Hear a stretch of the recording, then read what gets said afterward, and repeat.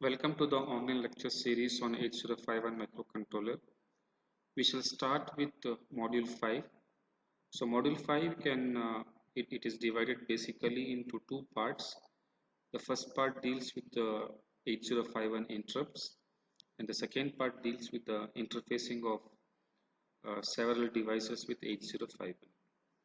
So before we start the concept of interrupt, we need to look in what is meant by polling method, okay, and what's the disadvantage and how interrupts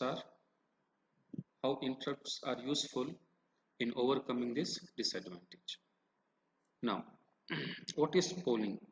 Okay, if you remember, we had written a program to interface a key and a switch, wherein when you press a key, the LED will be on, and when the key is not pressed, LED will be off.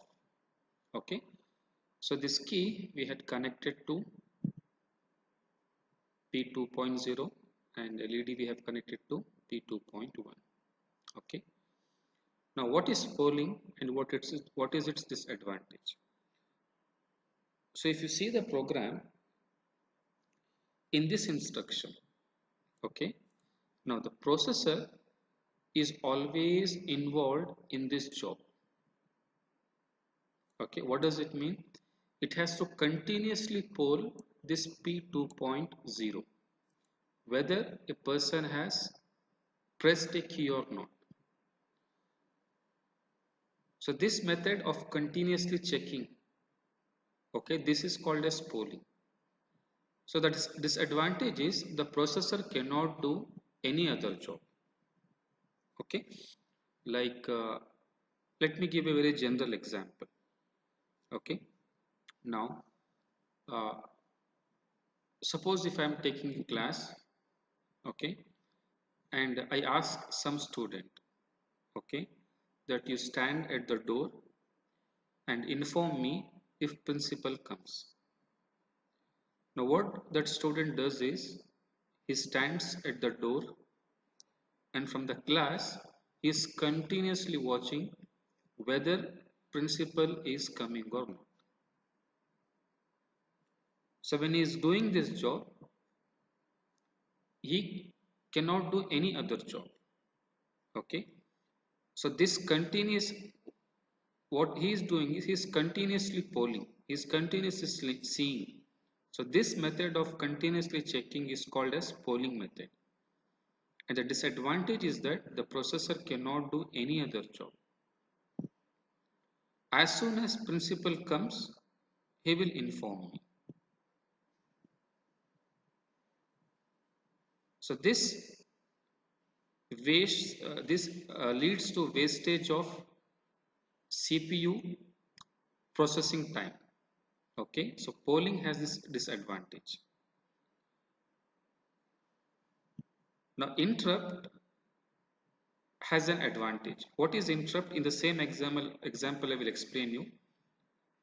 I will further explain this when I take up the interrupts, but since I have discussed now. Now instead of that, so I tell the same boy to inform me whether principal has come or not. So when principal comes, inform me. Now what that boy does is he installs a bell outside the door. Okay, and he comes and sits and is involved in some other work, right? So when principal comes, he will ring the bell. Okay, so when principal rings the bell, then this boy will go and address. Now the advantages in this method was, so you enabled a ringing bell. So in our terminology we say we have enabled an interrupt, so that when that event occurs, go and address only at that time. Okay, you need not waste polling continuously. Okay, let us see one more example. We have written programs for timers. Okay, so this is to generate a pulse, okay, of some 10 millisecond. Okay, now see the code. What is the disadvantage? Now see this instruction. Now until and unless 10 milliseconds are not over, the processor is continuously checking this TF0 flag. It cannot do any other job apart from checking this flag. Okay. So this method wherein the processor is continuously polling this flag is called the polling method. Okay, which leads to wastage of CPU time and also the processing time. Okay. We also have written program to transmit a character. In this also, see here, the processor is continuously involved in checking whether TI flag has become 1 or not. Okay. So all the programs which we have written until now are by this polling method.